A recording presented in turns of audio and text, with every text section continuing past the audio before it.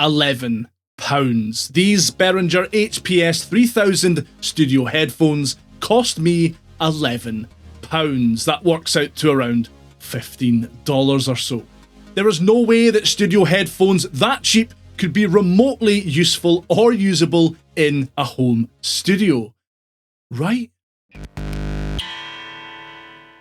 Behringer get a bad rap. Don't get me wrong, some of it is definitely warranted. Behringer uploads the Kern cork sniffer video. A lot of people viewed this as racially and historically problematic. So a few days ago, Behringer announced their new MIDI controller / step sequencer, the Swing.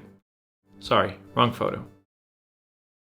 But there is no denying that their incredibly reasonably priced music production gear gives people on a tighter budget or those just starting out access to what they need to create music. Take these for example, Behringer's HPS 3000 studio headphones. I grabbed these from Amazon in the UK for £11, but full disclosure, they were on offer. These headphones originally sold for £13. Yeah. These are the cheapest studio headphones in Behringer's lineup, and at that price, I just couldn't resist checking them out. First things first then. In the box, you'll find some handy-dandy documentation, some manky plastic packaging, and the headphones themselves. I feel like I'm going to be saying the phrase, "they're not as bad as I thought they'd be," quite a lot in this video. The Behringer HPS 3000 are made completely of plastic, as you would expect at this price point, but they don't feel particularly flimsy or badly put together. You have size adjustment sliders on both sides, and they seem wide enough to fit even my big fat head. Ear cups feel nice and soft, though the headband isn't as soft as you might want. The cable is a wee bit loosey-goosey as well, so you may want to take a bit of extra care as on the face of it, it looks pretty fragile. As first impressions go though, yeah, these feel better than an £11 pair of headphones has any right to.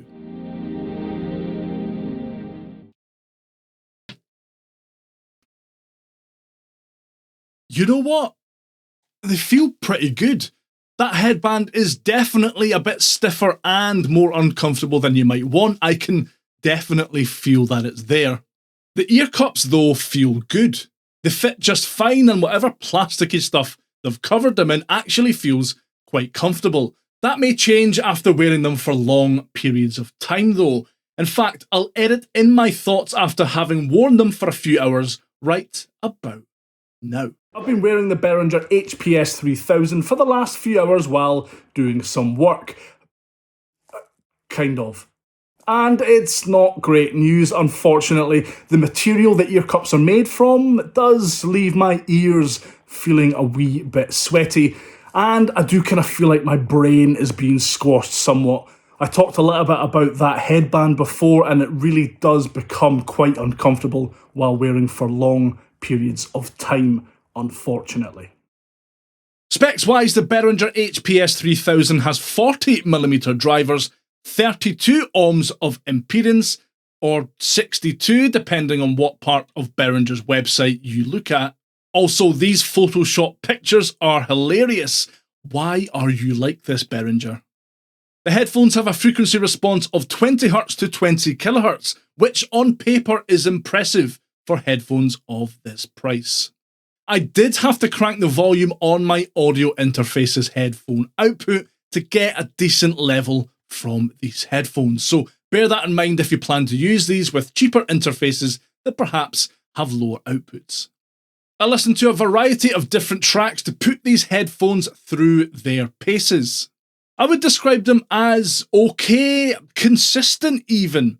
Higher frequencies and some bass frequencies are definitely lacking, and I wouldn't say there's any punch to the sound here. But nothing sounded muddy or tough to make out. As a result, these headphones do have that mid-range focus that a lot of cheaper headphones tend to have.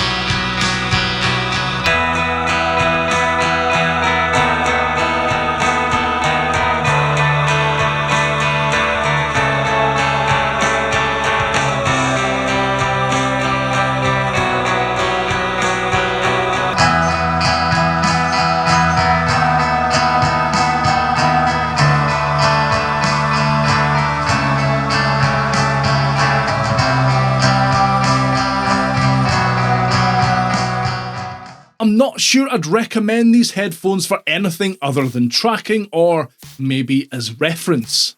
While they do have a fairly flat frequency response, you're just not going to get an accurate idea of what your projects sound like using these.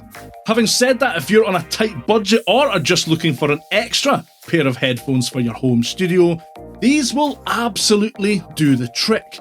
And despite some of the negatives I've talked about in this video, there is no denying that these Behringer HPS 3000 studio headphones are nowhere near as bad as I thought they'd be. 11 quid doesn't get you a lot nowadays, especially when it comes to audio production gear. So finding a pair of headphones for that price, which are actually halfway usable in a home recording environment, is pretty incredible. Speaking of incredible audio production gear, watch this video next and find out why everyone is buying this audio interface.